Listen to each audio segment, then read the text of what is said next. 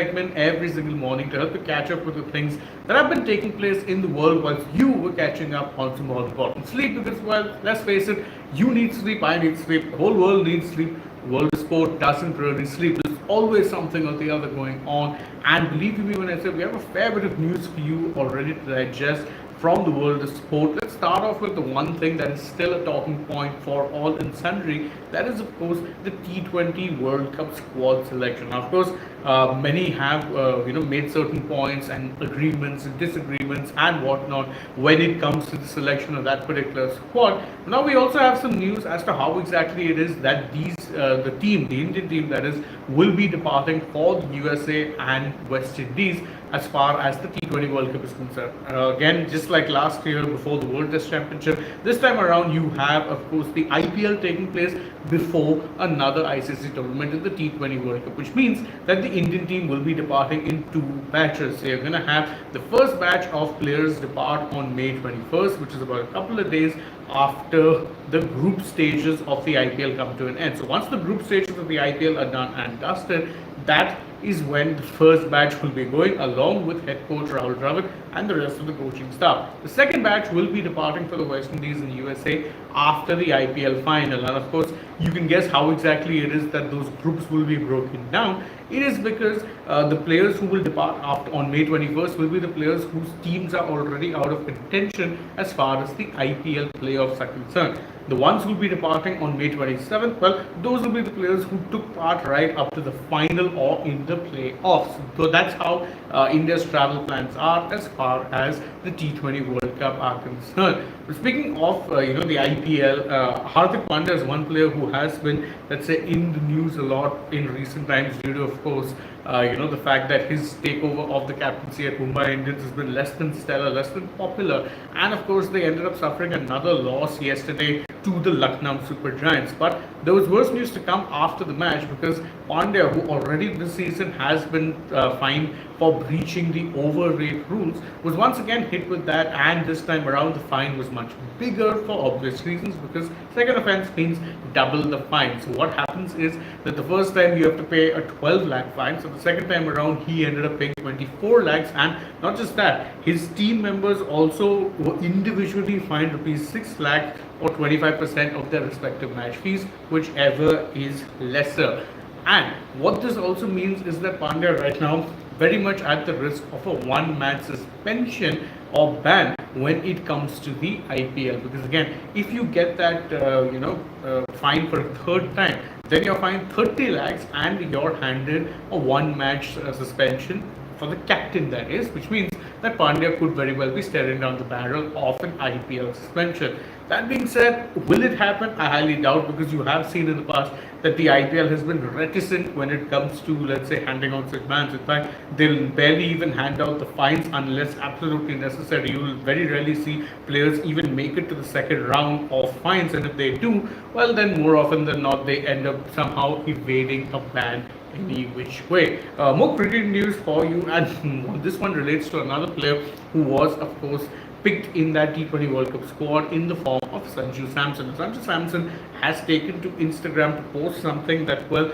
let's just say it has plenty of connotations to the kind of struggle that he's had to do to solidify himself when it comes to being a member of the Indian team. The post which he put out on Instagram has a caption. It's a black and white picture and has a caption which is in Malayalam, and the caption reads, and forgive me if I mispronounce a few words here or there, it says Veyarku Thuniyatta Kupayam, which translates to the shirt switched of sweat, or a shirt stitched of sweat and hard work. Now, obviously, you know why exactly it is that, let's say, Sanju Samson is writing this, because again, him getting that India shirt on a regular basis is something that has required him to both sweat and work hard. In fact, consistency has been the one major criticism that has been more often than not leveled at Sanju Samson. And well, this time around, consistency has definitely not been an issue for him in the IPL, and it's been rewarded because he has been handed a call-up to an Indian ICC World Cup team. That is in itself magnanimous, but you can see why it is he acknowledges it the way he does on social media. Speaking of the T20 World Cup, yet another team have announced their squad, and it is, of course,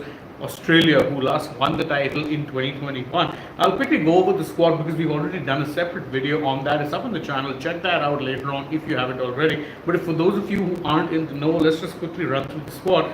You've got Ashton Agar, Pat Cummins, Tim David, Nathan Ellis, Cam Green, Josh Hazelwood, Travis Head, Mitchell Marsh, Josh Inglis, Maxwell, Mitchell Stark, Marcus Stoinis, Matthew Wade, David Warner, Adam Semper. Leader of this pack is going to be Mitchell, it's going to be Mitchell Marsh. Now, Mitchell Marsh, more often than not, had been touted as the person who would be leading Australia in the T20 format, even though Pat Cummins is the captain in Tests and ODIs and has had a stellar year in both, let's say, of those tournaments. Because again, last year, if you go by how it is that Cummins did, ended up retaining the Ashes, 2-all draw against England, won the World Test Championship Mace, won the ICC World Cup. But he's not going to be the captain in T20s, and it's completely understandable. Of course, Australia's squad does have a few notable omissions. There's no Steve Smith, although that's not that surprising given he probably hasn't taken the T20 cricket as well as he has to the other formats. And there's no Jake Fraser McGurk. But that's also not really that much of a surprise given that McGurk has played 2 games internationally for Australia, and both of them have been ODIs. He was never going to be afraid and would at best have been a left field selection if he were to make it into the squad. Now, switching our focus from the world of cricket to the world of football, and Real Madrid ended up playing out a rather thrilling 2-all draw against Bayern Munich in their Champions League semi-final encounter last night. And the reason that Real Madrid could even walk away with, let's say, honours shared in this particular match was thanks to Vinicius Jr., surprise, who ended up scoring twice, first in the first half, and then afterwards in the 83rd minute when he took a penalty that helped them equalize against Bayern Munich. Now, what this means is that going into the second leg, very much all to play for, and to make things even better, it is at the Santiago Bernabeu, so very well could be advantage Real Madrid. Once again, you could see them entering the final. Speaking of other news in football, Barcelona ended up playing out an entertaining 4-2 win against Valencia, and this was a Valencia who, by the way, had been reduced to 10 men. But the big talking point is, of course, that Robert Lewandowski, who has by all accounts had a torrid season this year for Barcelona, ended up getting a hat-trick. Now, it comes, of course, hot on the heels of the fact that Xavi Hernandez, who was going to be leaving the job at Barcelona, has in fact confirmed that he will be staying on. It could very well be that announcement has kind of galvanized the squad, ensured that there's going to be no more churn, and now you're seeing their best form, even if they didn't end up getting a win, let's say, in the El Clasico. But they seem to be finding form and may very well, at the very least, ensure that they end up securing a top 4 finish, which would be the minimum that they, in fact, would be needing, let's say, as far as this season goes, because it hasn't been great, but it could have been much worse.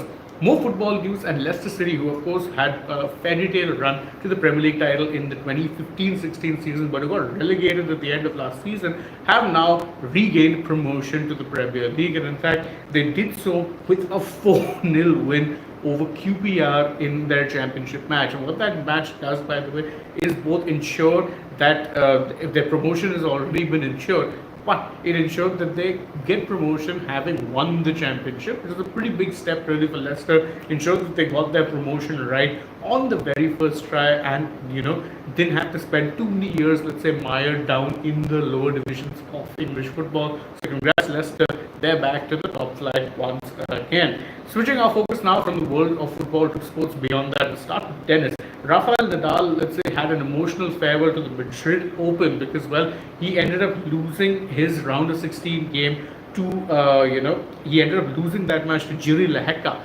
And, well, what this means is that Rafael Nadal, there's not going to be a fairy tale ending to his, let's say, time in the Madrid Open, because obviously, this year is going to be his last year on the tour. He made that much clear that he will not, in fact, be continuing on, or most likely will not be continuing on in the tour beyond this year. So this was going to be the last time he ever played in what was his home tournament. Unfortunately, couldn't cap it off with a win. The good news for Spanish fans, though, is that the man many see as Nadal's successor, Carlos Alcaraz, has made a good, let's say, run. He will in fact be playing in the next round or moving to the quarterfinals after he beat Jan-Lennard Struff, someone who he has fought with a lot in the past. Fought, when I say fought, I don't mean literally, I mean battled on the court. And what it means is that whilst one Spanish scarlet is clearly fading into the background, Alcaraz, who is, remember, a two-time Grand Slam winner, seems to be hitting form at the right time, and for all you know, could very well be one of the favorites to clinch his first French Open when, of course, the Grand Slam gets underway later in this particular month. Last bit of news before we call it a wrap for today's morning wrap. India, it's a big boost for Indian badminton really, because Guwahati has been announced as the host city of the BWF World Junior Championships, which will in fact be taking place in 2025. That has in fact now been announced by the Badminton World Federation as well. What it means is that it's going to be a good time, let's say, for Indian junior badminton, because again, you do have a lot of youngsters coming up in the ranks, and it'll be very interesting to see how it is that they are able to do in a home setting in what should be a stepping stone for future greatness. And that's it from us in this edition of the Morning Wrap. Thank you guys so much for joining us. As always, if you enjoy our work, please don't forget to like this video, share it with your friends, subscribe to the channel, tap that bell icon, leave us a comment. Go ahead also and follow us on social media. We're on Instagram, Twitter and Facebook. Don't forget to download the SportsTech app. Last but not least, stay tuned. Plenty more coming your way throughout the day on Sports Today. For now, though, from my side, it is goodbye.